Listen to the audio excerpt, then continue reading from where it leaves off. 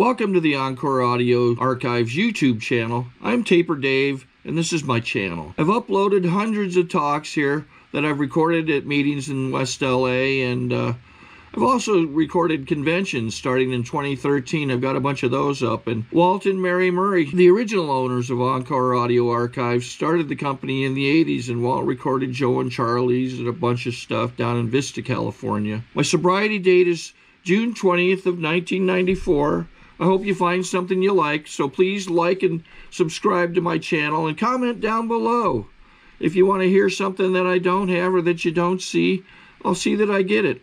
Anyways, take care and have a great day if you want to. Are there any other alcoholics present? Well, you're in the right place. Please join me in the serenity prayer. God, grant me the serenity to accept the things I cannot change, the courage to change the things that I can, and the wisdom to know the difference. The topic of this workshop is HIV negative and sober. This workshop was created to create a safe space for sober HIV negative people to share honestly about their experience. The following reading is taken from Chapter 9, The Family Afterward, and the big book, Alcoholics Anonymous, pages 125 to 126. We families of Alcoholics Anonymous keep few skeletons in the closet. Everyone knows about the other's alcoholic's troubles. This is a condition which, in ordinary life, would produce untold grief. There might be scandalous gossip, laughter at the expense of other people, and a tendency to take advantage of intimate information. Among us, these are rare occurrences. We do talk about each other a great deal, but we almost invariably temper such talk by a spirit of love and tolerance. Almost always. The format of this workshop is for each speaker to share for approximately 10 to 15 minutes. We have 2 speakers, with the remaining time for questions and answers. Please keep your questions to the topic of this workshop. If you need to share in a general way, please avail yourself of the marathon meeting being held right across the hall here in the Pasadena room off the hotel lobby. I would like now to introduce our first speaker, Damani M. I'm first. Oh, I have to do the podium too. Wow. Okay. Hi, I'm Damani. I'm an alcoholic. HIV negative alcoholic. I guess I'll just launch into it.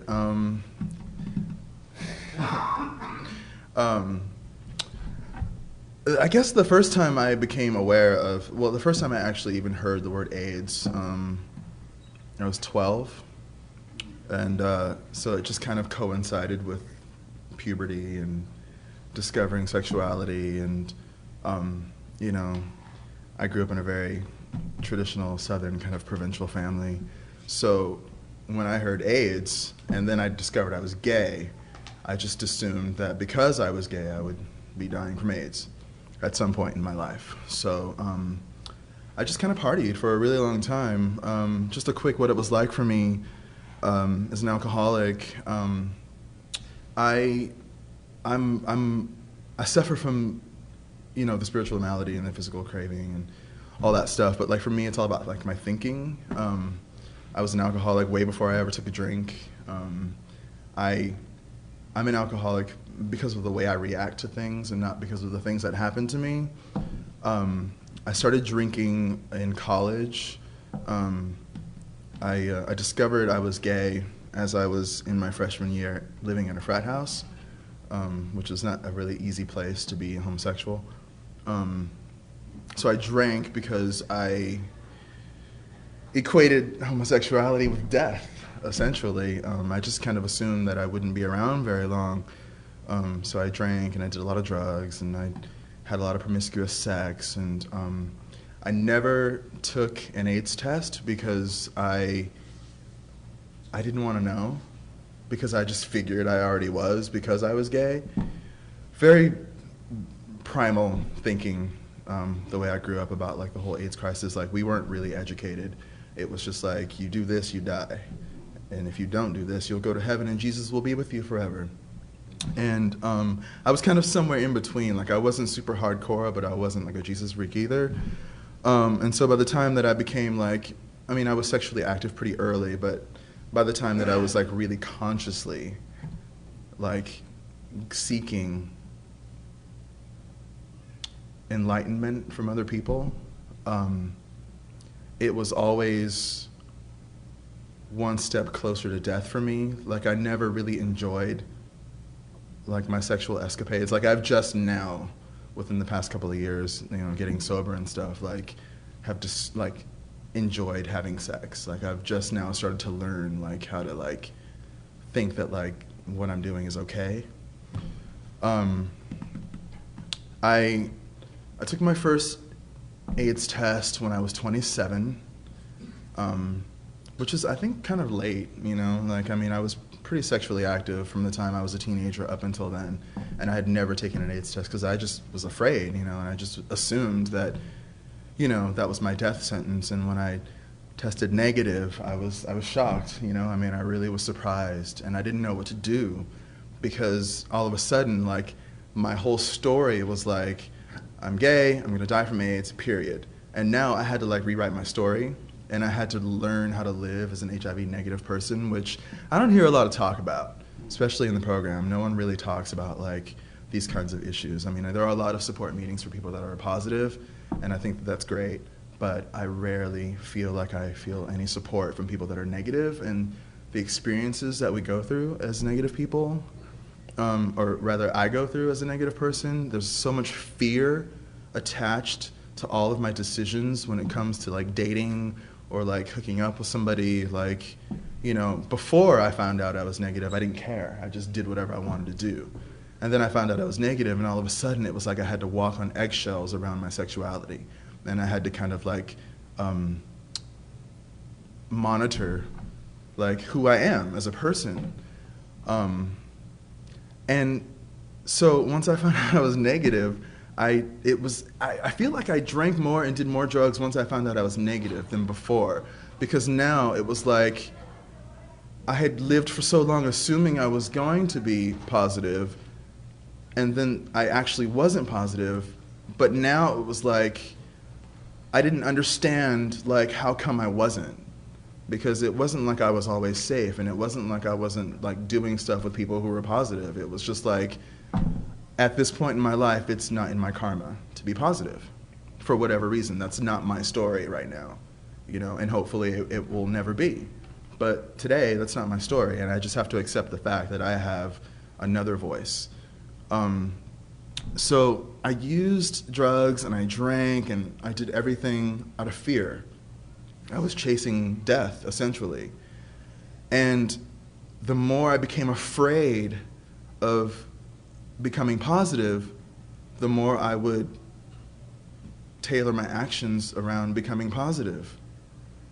And it became this weird cycle of like, I just want to get it over with. Like, everyone in my family's telling me that I'm gonna die, so I want to get it over with. I want to hurry up and just like, I want the relief of knowing that like, okay, finally I'm positive, I've, you know, and now I can do whatever I want to do, you know, which is, you know, a really kind of naive and ignorant way to behave, because I think that even if I were to become positive, I would like to think that I would still have some sort of discretion as far as my partners and the behavior that I involve myself in.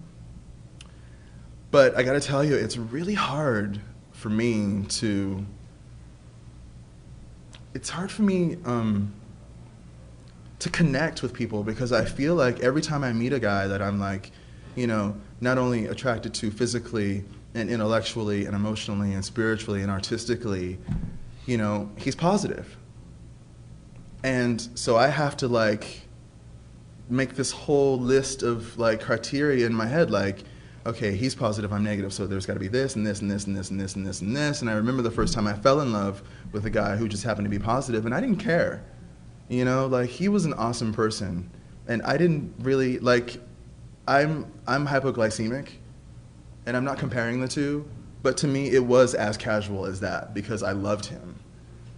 But it became this huge issue because he didn't want to affect me, because he had guilt, and I didn't want to, like, I couldn't understand why, like, if I could accept him, how couldn't he couldn't accept me? And it was like this weird, like, reverse kind of discrimination. So it became, I don't know, it was just complicated. It was really complicated. And it was like the more I couldn't get close to him, the more I drank and the more I used, because it was like, fuck, I don't get it. Like, it's like this weird purgatory. I felt like I'm going to get it eventually, and that feeling sucks because I don't think that I am right now, you know? Like, I don't think it has to be that way.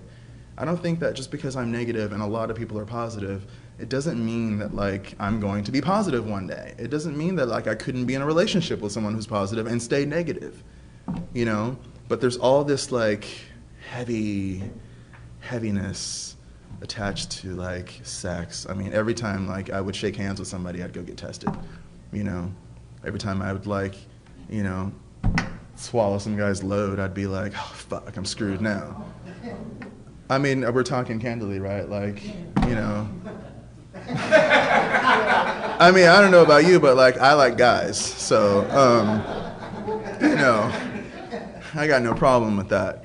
And it, you know, it was like the things that I really like to do, I have to, like, really consider it. And it doesn't even matter if I know that the guy I'm with is negative. It's like, am I gonna take that load? You know what I mean? Like, regardless, like, it's crazy. And HIV right now is like the least of my concern. It's like I go to the fucking gym and I'm afraid that if I don't wear my flip-flops in the shower, my leg's gonna fall off the next day or some shit. Like, it's crazy. And being sober and having to deal with all of these, like, health issues, like, my health is in jeopardy simply by the fact that, like, I'm a gay man. And that sucks, you know what I mean? Like, it really sucks. I'm not saying that I'm obviously I'm happy to be negative, but I just kind of feel like sometimes it'd be easier if I wasn't. And I don't know where that feeling comes from, and I don't know what that means, but I feel like that a lot, and it kind of it bums me out because it's like I'm not accepting who I am. It's like I'm not happy to be where I'm at and what my chosen path is right now. And, you know, negative, positive, whatever, I have to be happy with, like, what's going on with me. I have to be, like, okay with who I am on the inside, or I'm going to go out and I'm going to start drinking again. And I'm going to start using again. And maybe next time I won't be so lucky. You know, maybe next time I'll hook up with the wrong guy. You know? Who knows? So there's always this, like, constant, I don't know, I feel like I'm not making sense, and I apologize for that, but, like, I never get to talk about these kinds of things. I never get to, like, openly voice my concern about, like, health issues, and, like, it's kind of taboo. You know what I mean? I've never actually, this last year at this workshop was the first time I'd ever been to a meeting that was specifically designated towards people who were negative. And to me, that was, like, totally revolutionary. You know, it's like a punk rock type of thing to do. I guess, you know, with the last 2 minutes I got here, I'm not in a relationship right now. I'm not actively dating any particular person right now.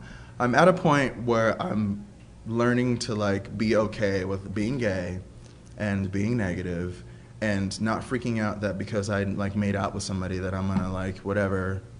I don't know. I get tested every 4 months, which I think maybe kind of, it might be a little obsessive. I don't know. For me, it's what I need to do right now because I went, like, I don't know, 10 years without ever being tested.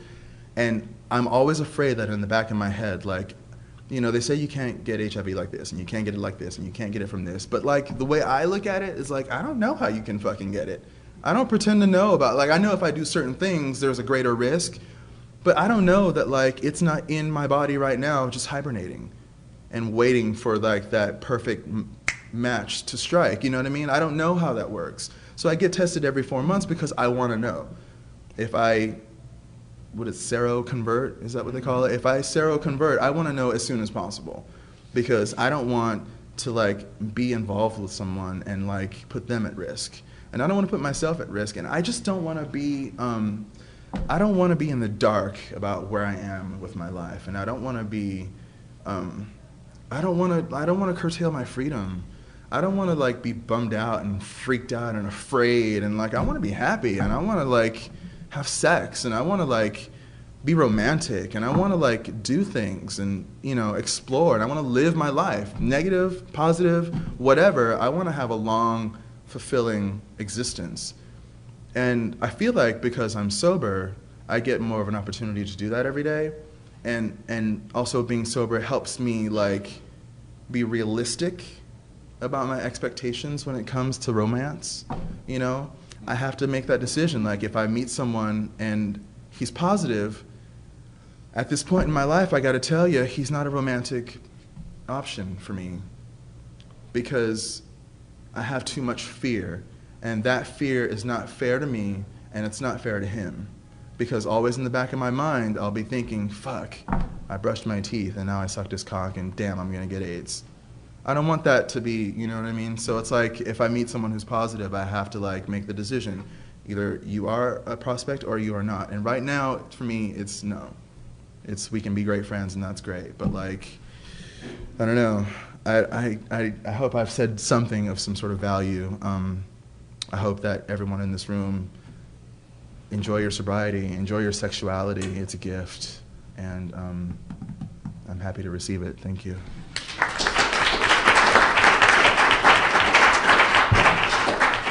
And now I would like to introduce our second speaker, David B.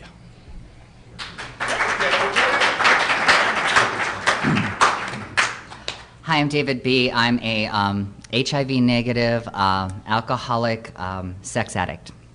Hi, David. Hi, David. I'm about 5 years sober, and I remember when I first came to California, I was still drinking and, you know, out there doing what we all do when we're out there.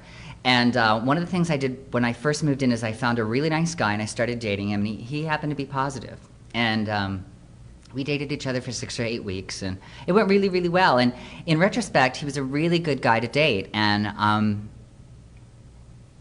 I think that I have problems relating to people, and because I have problems relating to people, I drink and use, and I think that makes it better, but it actually makes it worse, because I've got bad thinking. And so when we talk about relating to people or negotiating sex or being comfortable with our behavior, we sort of have to think about, when we're in sobriety, about old behavior, and do we continue old behavior? My story is I came into the program and had some sexual things crop up. I was really into disconnected sex. And in the first 6 months, I talked to a couple of people who were cross-addicted, alcohol and sex, and they said, you know, you're just getting sober from alcohol. You know, things are gonna happen in your first year. Don't, you know, be really hard on yourself. But if things are still going wrong when you're 3, then you may have to take on a second program. My story is things were still going wrong when I was 3. I was doing things in public. I was doing things that could get me arrested. I was doing some things that were very connected, like I'd never meet the people, never see the people.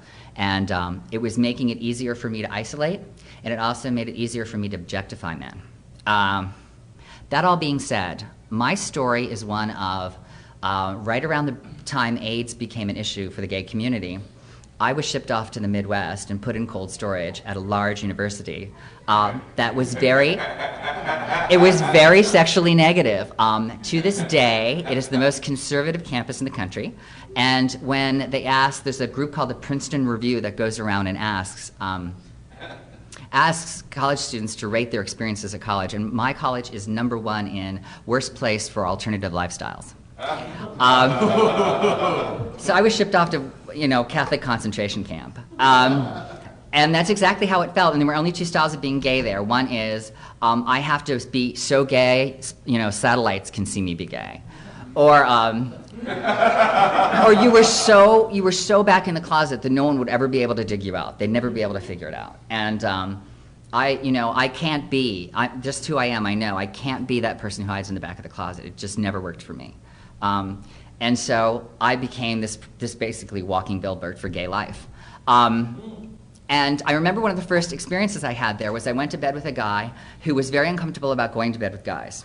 And we were both drunk, surprised. And we turned the lights off, which I've learned is not a really good thing to do. And the whole time it was happening, I said, wow, this guy really puts out a lot of pre-cum. I hope I can say that on the tape. So what happened was, I thought, wow, man, it's been like 25 minutes, this guy's still pre-cumming. And what had happened is I'd nicked him with like one of my teeth. And we got up and it looked like we had butchered a very small farm animal in the bed. And so we were both lying in a pool of his blood. And suffice it to say, he freaked out. I just thought it was amazingly funny. Because, I was so scared I couldn't do anything but laugh. And he, got the hell out of there. And, for the rest of the 4 years, he wouldn't say hello to me. He wouldn't, acknowledge me on campus. He was scared shitless. And that was one of my first sort of awakenings to, okay, I have to be really careful about keeping the lights on, and I have to be really careful about protecting me, because, I should have been aware that this was happening. I remember that I did test when they started saying people should get tested. And I think I tested about once a year, and I realized that I was negative because God had put me in cold storage. One of the things that happened was, my drinking escalated. I became this urban professional who drank and used. I remember at some point in grad school, I was up all night walking around town, and I thought, wow, the difference between this and being homeless is nothing.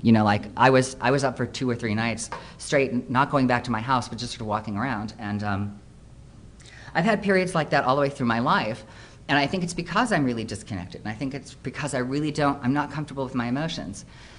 And basically, what I ended up doing was sleeping with a lot of guys, getting a lot of STDs.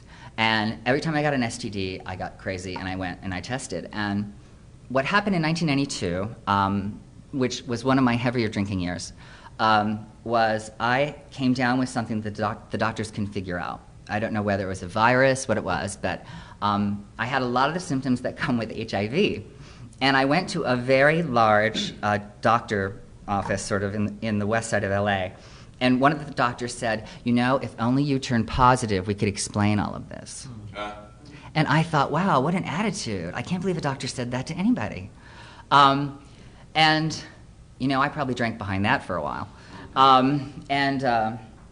So I've had a lot of experiences that, while I was drinking, that, being HIV negative is a really thorny problem, because you feel like you've got a lot to lose, and there's a lot to fear. And all of this sort of goes on in here. And a lot of times you can't talk about it out there. So it's one more thing we keep secret. It's one more thing we don't discuss. It's one more thing that we have emotions about that we don't let out. I mean, sometimes we don't even let ourselves know what the emotions are. I did date that positive guy, and I'm not afraid of dating positive guys today. But I think what's happened over the past 5 years is the HIV positive community has become very, very wary of sort of dating people and then having the fear that the person that they love would come down with the virus. And I understand that. I understand that completely. But I think I'm the person that has to be comfortable with that, and I have to be comfortable with sort of my behaviors. And one of the things that really scared me about my drinking was I would go to public places and have sex with people I didn't know and do all sorts of things without condoms. Upon occasion. I've been very good about condoms over the length of my life. I think 80% of the time I've used a condom. And God has kept me, HIV negative through all of this. And I think, like all of you, it's a miracle. After this health scare, they told me every 6 months you test. You test every 6 months. Because they weren't sure that I wasn't a late bloomer HIV-wise, and they're like, just make sure every 6 months. So religiously, every 6 months I go into my doctor and I take the blood test, and they don't put it on my chart, they just kind of tell me. And I've been negative through last fall, and it's time for me to test again, so this is a good thing to do, just stand up and share about it. I go to a therapist. In sobriety, a lot of the things that I used to do when I was drinking and using just don't sit well anymore. They just don't. And one of the things that I realize is that, I have to be responsible. I don't have an excuse anymore. I can't say, well, I was really drunk, or, and not only do I have to be happy with what I do, but I have to be happy with what I do to you. Because if I do something to you that I'm not happy with, then I have to go apologize to you, and, we've got steps for that. But it's really tricky because I have to say to myself, well, what do I want to have happen here, and what is my comfortability level?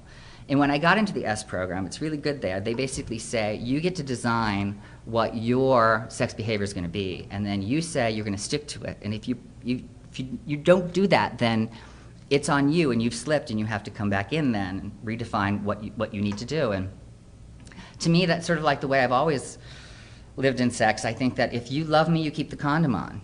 And if you don't keep the condom on, then you don't love me. It's just that simple. And you want to be with me, you wear the condom. And I haven't had many long-term relationships. And I blame that on the bottle. My best relationship was with my bottle. When I was young, my mother didn't breastfeed me. She gave me a bottle, and I've had a bottle ever since. And a bottle and a security blanket, and I'm fine.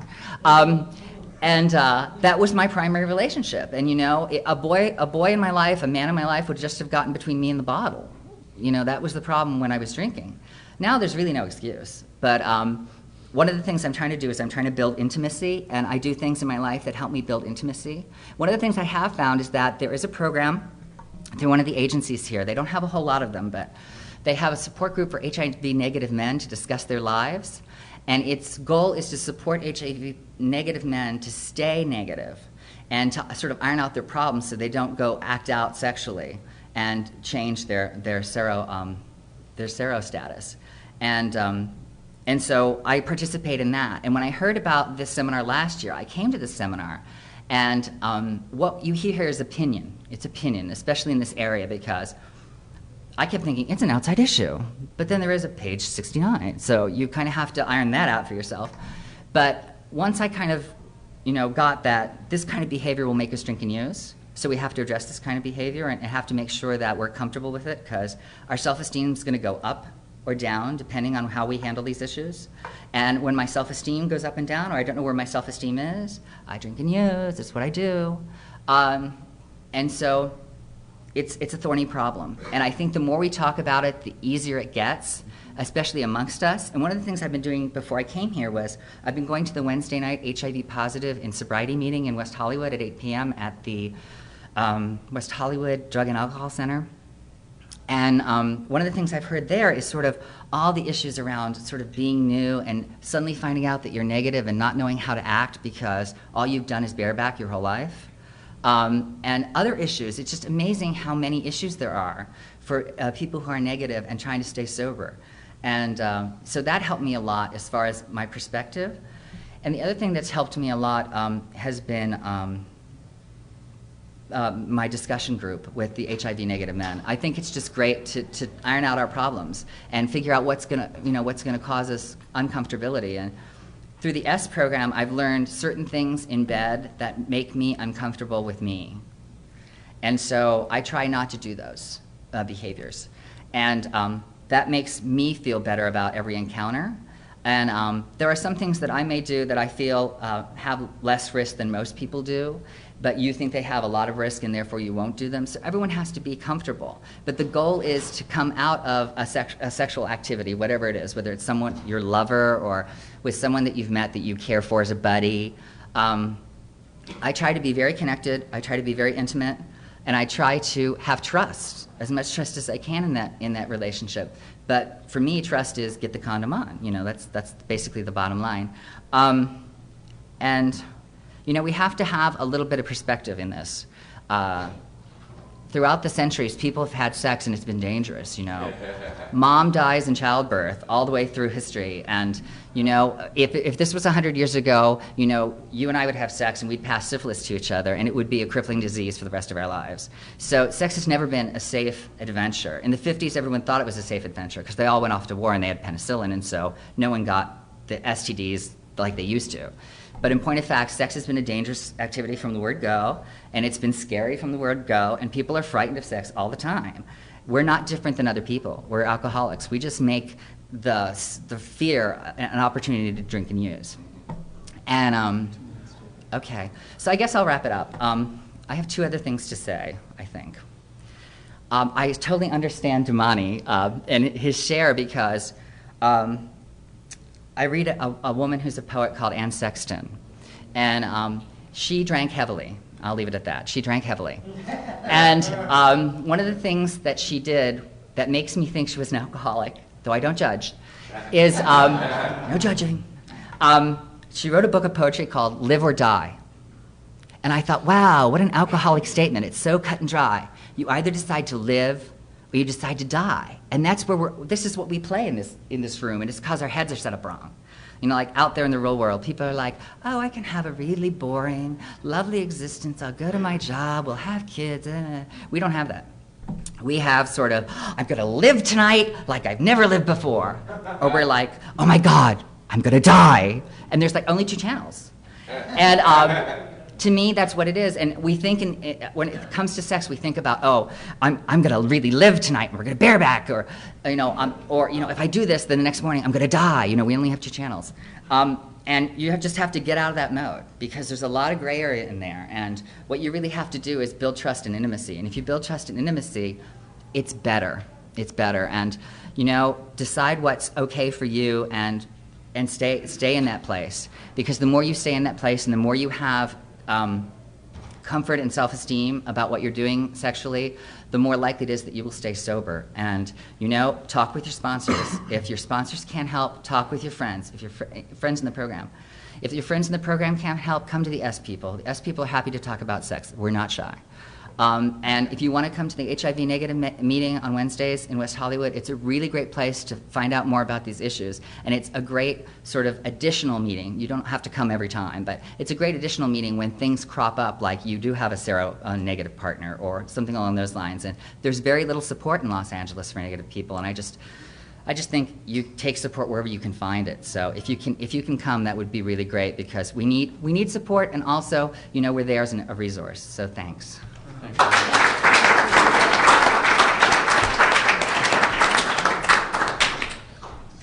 Okay. Now we have time for you to ask the speakers questions, and we have about 20 minutes, so raise them hands. Go ahead. We'll fake it.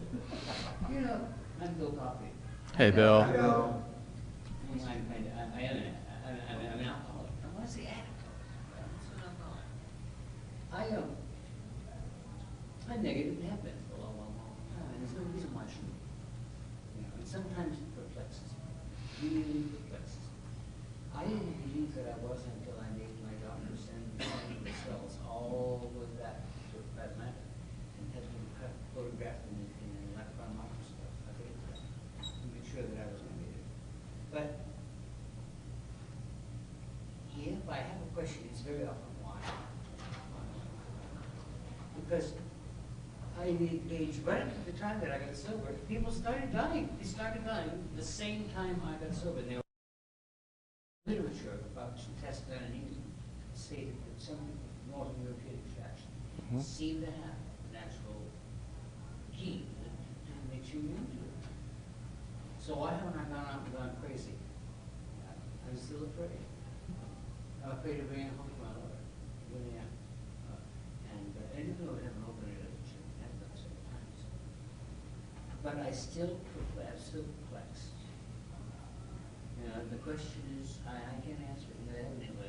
Let's say publicly now, privately myself.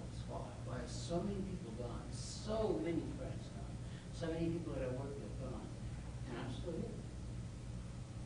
I'm coming up on old age, and all of those people that I can give them share.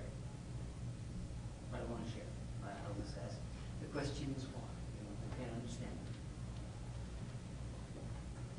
Okay, Bill. Do either of you want to tackle that, or is that a statement rather than, is that a rhetoric question or a statement? It's a question.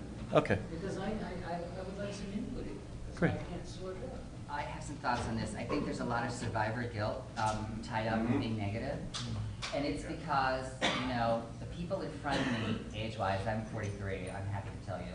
And I'm the end of the baby boom. And a lot of people in front of me, like 5 years in front of me or 7 years in front of me, really had their friends were decimated. Their address books were decimated. They went to so many funerals, they couldn't get up in the morning and go to another funeral again. And my cohort, I lost 2 or 3 close friends, which was very upsetting. But 2 or 3 close friends versus 75 people you knew in your social set is a very different experience. And I think it's a mystery. I think that part of what goes on here in the rooms is some of us are lucky enough to get sober, some of us are not. And what I did that kept me sober for 5 years and a quarter, that someone else who rendered at the time that I did, I don't know what it was. It's a mystery. What did I do right and what did they do wrong that they're not sober? And it's the same sort of thing, like what did I do right that kept me negative? I don't know what that is. And I can't go back and find it. I want you to speak into the microphone. Okay. I don't know really what kept me negative, and I don't know how to go back and find that. But it is very mysterious, and I think that's one of the problems we struggle with. I know one of the things with me is I have fear around AIDS that I don't acknowledge. And the way it usually comes out is I'm in my therapist's office, and she knows when it's coming because I say, you know, I had a dream last night. Because for some reason I have dreams about this all the time. I was dreaming that I was trapped in a house. It was like a big house with lots of rooms. It was very crazy and sort of maze-like. And I was trying to get through the house, and there were about 50,000 pink alligators on the floor. And what would happen is no matter where I turned, a pink alligator would try to bite me. And so I was running maniacally, trying to get away from these pink alligators who were going to bite me. And I said, what do you think's going on? And she's like, well, it could be your fear of AIDS again.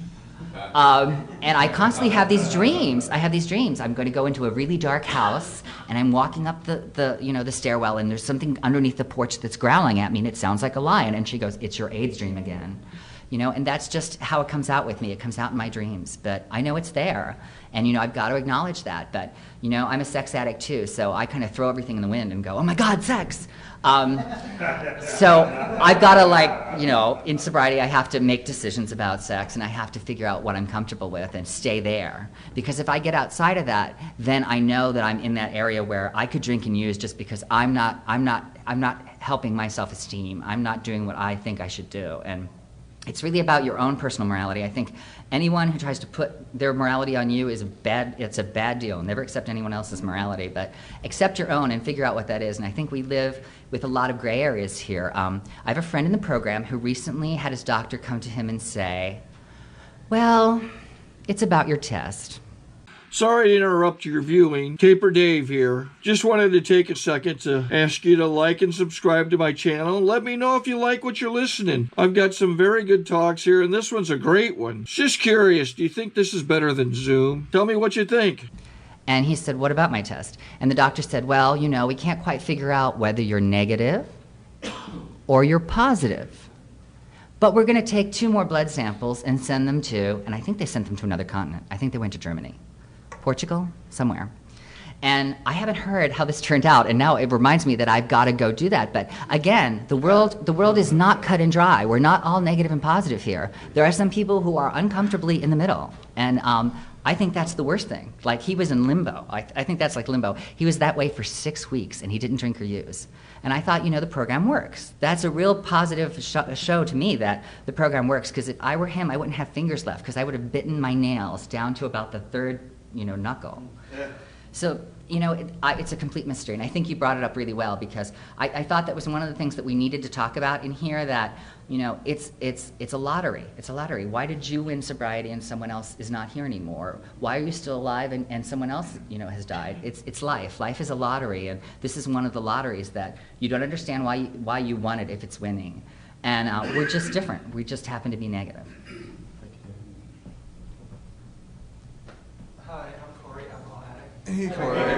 Hi. Thank you guys for your shares. It was really, every time I hear a share about being negative in sobriety, it's always hits on a lot of issues that I'm totally saying, yeah, I'm right there with you. Right now, I just started being secretary of the Wednesday night meeting at the Recovery Center, and so everyone's welcome. In fact, I have a list here where you can sign, and if you want to be on the email list, go ahead. And I found what you were saying about having someone that's negative and trying to date that person, and I've been in that situation, and it would seem to me that anybody that I really, really love and care about, that would also have that kind of guilt and concern for my welfare as well, and that wouldn't really want to put me at that kind of risk either. And it's too much of a mind game, going on in your mind, wondering what you can't do and maneuvering around it, So I think we should feel totally okay. This is like our health, and here we are trying to be sober. I have 2.5 years now, So I'm trying to make some sober decisions. And it seems like one of the decisions I should make is it's very much possible that I could actually fall in love with someone, and I can't really choose who I fall in love with, I suppose. But it would seem to me that I should probably go out of my way trying to find people that wouldn't necessarily have that one barrier, in our relationships. But then by the same token, I'm also kind of feeling like dating the same race is also easier too. So I don't know, maybe I'm going too far, with trying to be what's easier, what society can handle, But to me, I think what really works for me is,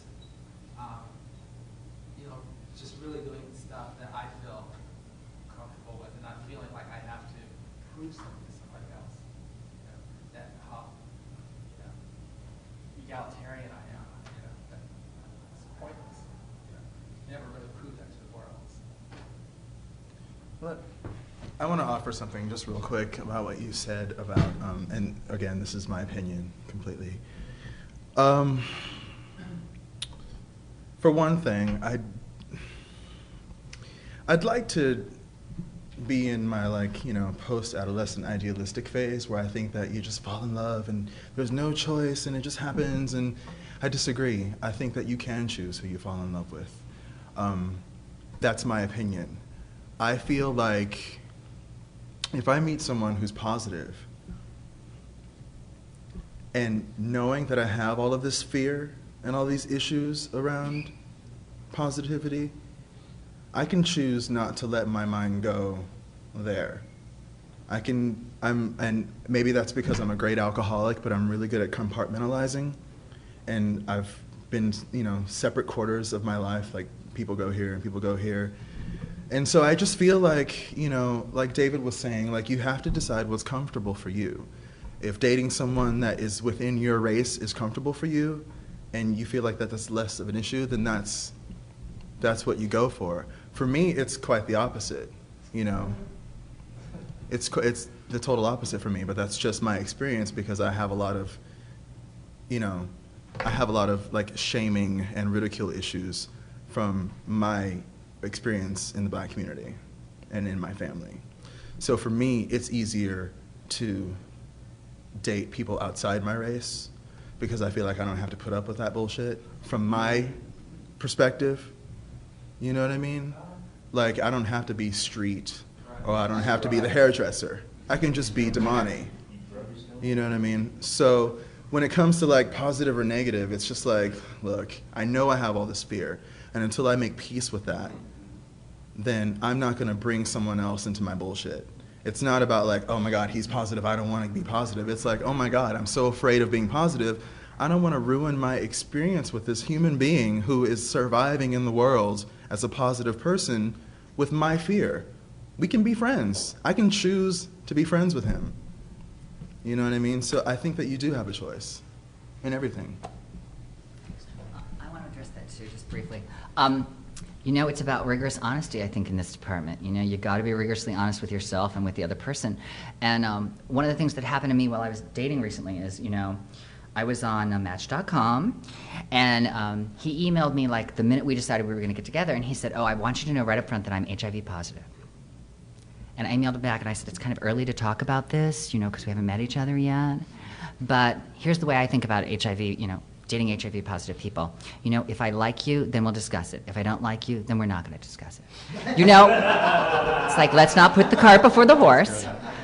And I said, besides, even if I were positive and you were positive, that doesn't mean that we would take the condoms off, because sometimes I have a different version of the virus than you do. So we don't want to reinfect each other. So that doesn't necessarily mean that we're immediately going to be condom-free because we're both positive. So let's meet and see if we liked each other. And we met, and he was just like my last boyfriend, so that was that. And it had nothing to do with him being positive. It was like Pete and repeat. I thought, oh my God, repetition. Thanks, Jim. Hey, Keith. I know that like different support groups. I'm wondering, how do we find out whether negative support groups are? Because honestly, I'm one of the people that's always waiting to find out they're about, waiting for the other shoe to drop. Even if I don't admit it, I know my sexual issue is.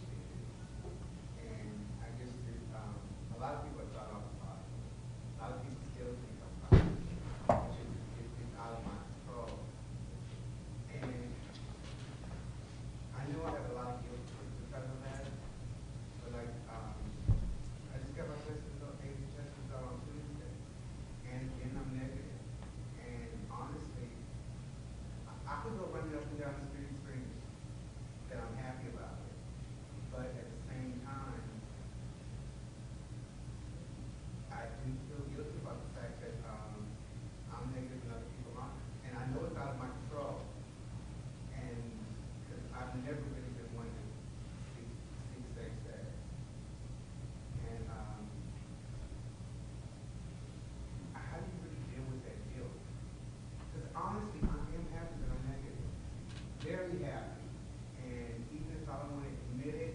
I wouldn't want to be anything else but negative.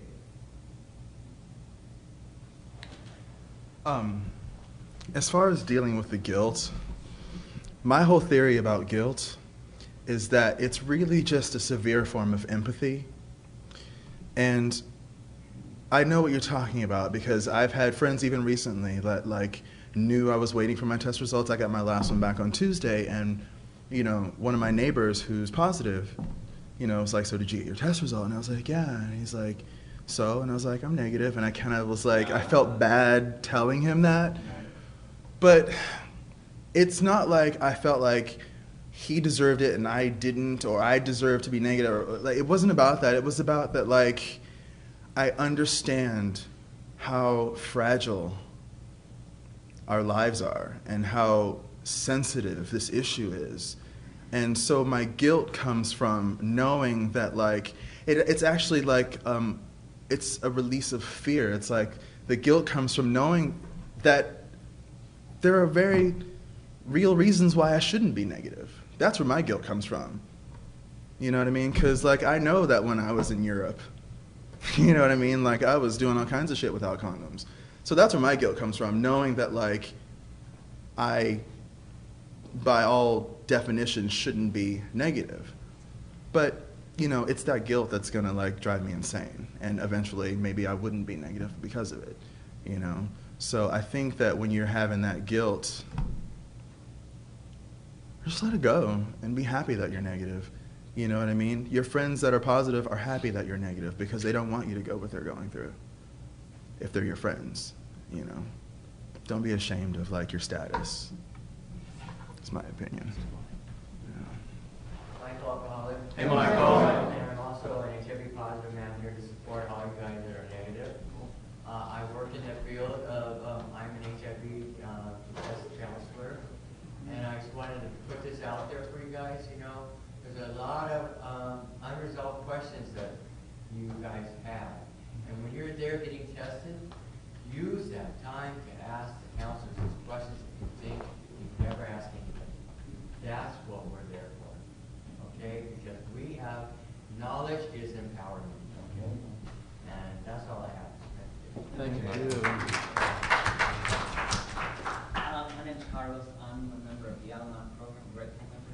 Hey, Carlos. Hey, Carlos. I've been in the program for about 14 years. I dealt a lot with, I'm 50, so I was right there at the beginning when people started dropping like flies. I went to all those funerals in a week. I take my clothes to the cleaners for the next one. And I felt that I feel that my survivor's guilt came from loss. I really feel this is the survivor's guilt that I was feeling came from loss. I read a lot about the most intense area of survivor's guilt in history, which is the Holocaust of the 1930s and 40s. And now we have our own eighth Holocaust, and basically one of the big tickets that goes along with that is the survivor's guilt. It's like, you know, why did everybody else get it or die, and why didn't I? But, you know, I've learned not to really ask that question because I was powerless over, you know, getting it or not getting it at the beginning when you couldn't even test.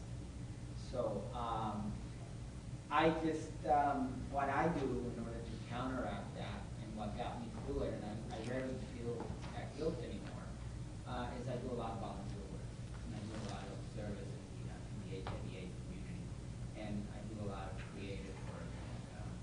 And I'm a member of a Shanti group for HIV negative men, and that's the only agency in town that has those groups.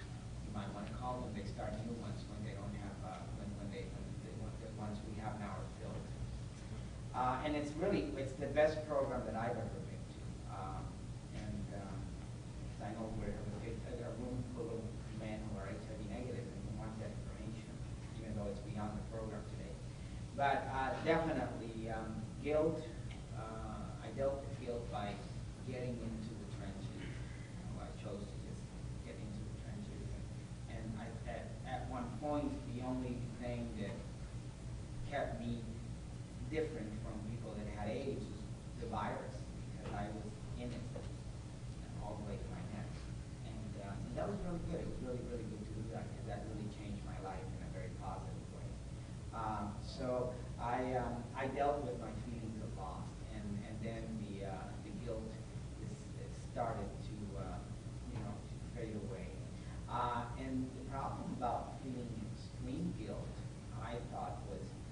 desire to join the other group, or or wanting to be comfortable, and that meant being on the other side. So I know a lot of friends that just wanted to convert because they wanted to get it over with. And I have friends that have told me, well, you convert, get it over with the medications, but still, it didn't seem like it was a good solution for me to like go out and do something just because the majority of the people around me were in that state. And it is difficult, it's not as difficult as having to take 20 pills a day, but it's very difficult to live in a positive world when you're negative. I've been rejected many times because I'm HIV negative. Even though I go out and I date and I have sex with people that are HIV positive, I definitely, have felt a lot of rejection. And, I'm powerless over that too. I've suffered with that too.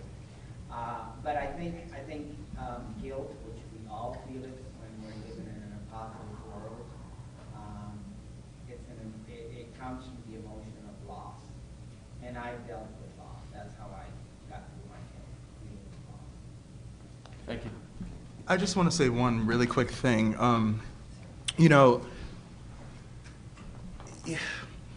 Everyone in this room, we all have such a different experience with HIV. We're all different ages, different races.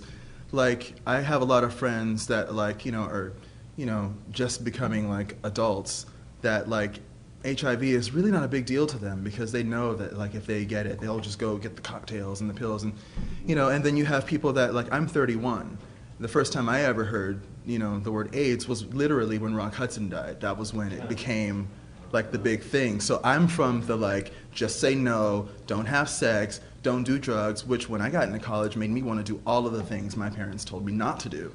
And then you've got people, I have friends who were around in the 54 days and in New York in the 70s that experienced life without any of that stuff, you know what I mean? They got to have that sex without AIDS, and then it hit, and then all their friends were going, and now they're in this survivor kind of mode. So everyone has a different experience about how they were brought into AIDS education. And I think that's why things like this are very important, is because everyone's got a different background, but that fear and all those feelings are still the same. Doesn't matter how old you are, doesn't matter what you're, you know what I mean? So I think if you just keep connecting to people like this, I wanted to say something short about resources. All the agencies and the entities in this area that would probably deal with the HIV negative community, they are always waiting for someone to ask. They're waiting for someone to ask. And Shanti usually sets up a group when enough people ask and they realize they've got 8 more people or 10 more people.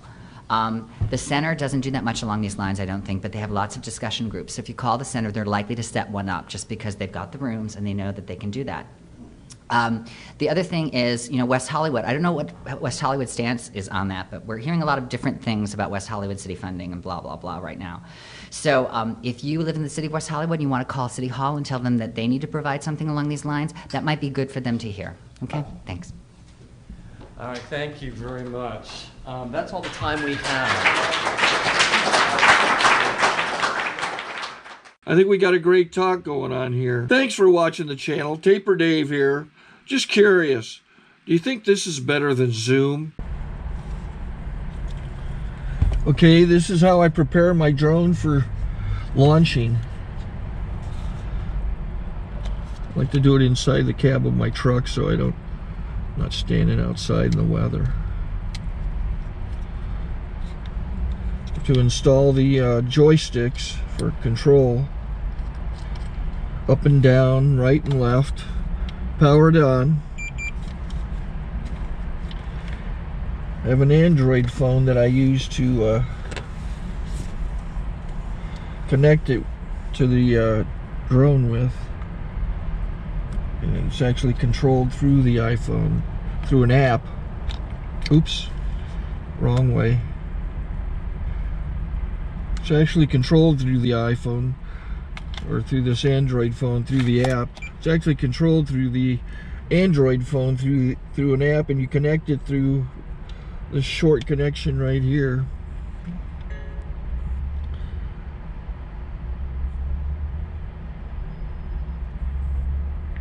Remote control connected. Remote control's connected. Pull out the drone. I have to extend the legs. Long legs extended first, then the short legs. Remove the gimbal protector. Set that aside, then power it on one short burst, then one long burst. I lay it down. So I have to go to calibrate. So the drone's not connected yet. It shows you here as this drone gets disconnected, even though the remote's powered on. So the drone has to establish it's connected. So I go into the app to calibration mode. First I'll calibrate the remote controller. Start calibration. Out, in, oop, out, in, up, down, and then this little wheel is to control the gimbal. So it's calibrated. Go to gimbal calibration, start calibration, and then it calibrates the gimbal. I don't know if that shows up. The gimbal's moving all over the place. Changes, you can see it on the video. And I'm calibrated to take off. It's acquired 7 satellites at the moment. There are 26 satellites up in the sky, which it has to acquire before you can take off. So it's connected. It's got enough satellites. This is white. I can go to press this little arrow button, swipe right to take off, and it would start the motors if I slid this to the right. But I'll wait till I get outside. Don't want to do it inside.